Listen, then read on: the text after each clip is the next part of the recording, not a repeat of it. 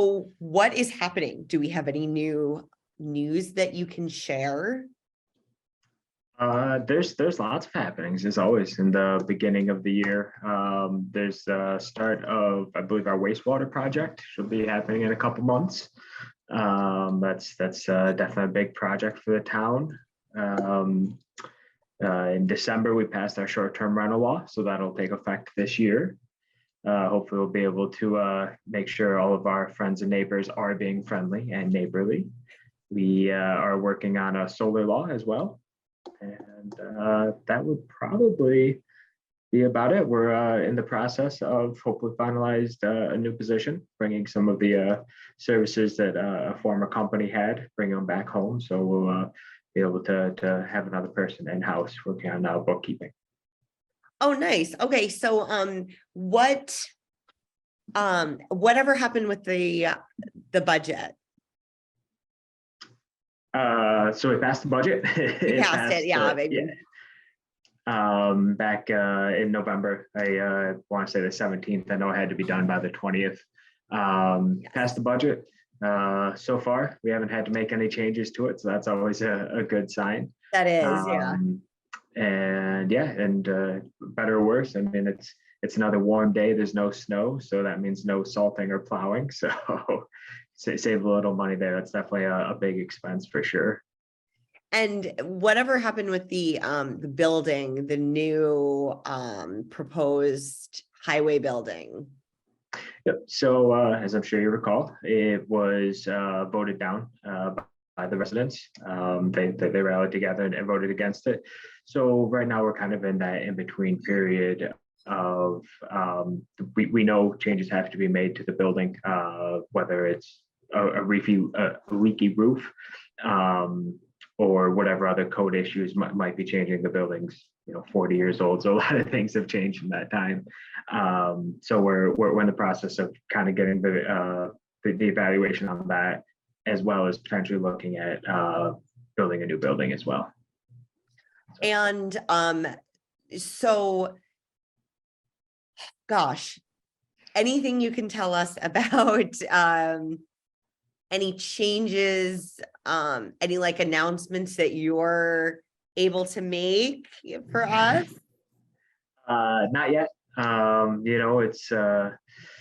It's a start of a new year. Lots of things are on the horizon. We're looking to really build on the relationship with the town residents and doing what we think is best for the town moving forward. I will say that there are going to be changes coming to the town board as the result of our elections. And that'll be the excitement there. Do we know, are you able to say who's on, like, do we know who's on the ballot yet, or we don't? No, so the balloting process, I do know the three positions that are up on the town board, the town supervisor, as well as two board positions, one of them being myself and Brian Case, and then obviously the supervisors being Fred Lightfoote. So those three will be up to the people to decide who they want to lead the town. And I know just through the rumor mill, I've heard of a couple of people that are interested in running for the board, which would be great to see. And yeah, it's an election year, so anything can happen. Some changes like coming. We don't know exactly what the changes are going to be. You have a meeting tonight. So what is like on the agenda? Like, what do you think or hope to accomplish at tonight's meeting? So at the beginning of the year, we always hold our reorganizational meeting. That's where we set, whether the different fee schedule. So set the dump, the transfer station fee with the new rental law, new short-term rental law, set the application fee for that, as well as, it's not just fees, it's establishing who our official newspaper is and who's going to be the official deputies and clerks and this and that. So we looked over it. All looks pretty normal stuff. The reimbursement mileage rate has gone up 3 cents, so that's always fun. I know we have looked at increasing, I believe it's called the recreation fee, which is a one-time fee when you're building a house. with the creation of Easton Park and just the overall increase of prices on everything. We need to make sure that we're not losing money when it comes to mowing and property maintenance of that. So that'll be for any new housing or any new house that's being built moving forward. It's a one-time fee.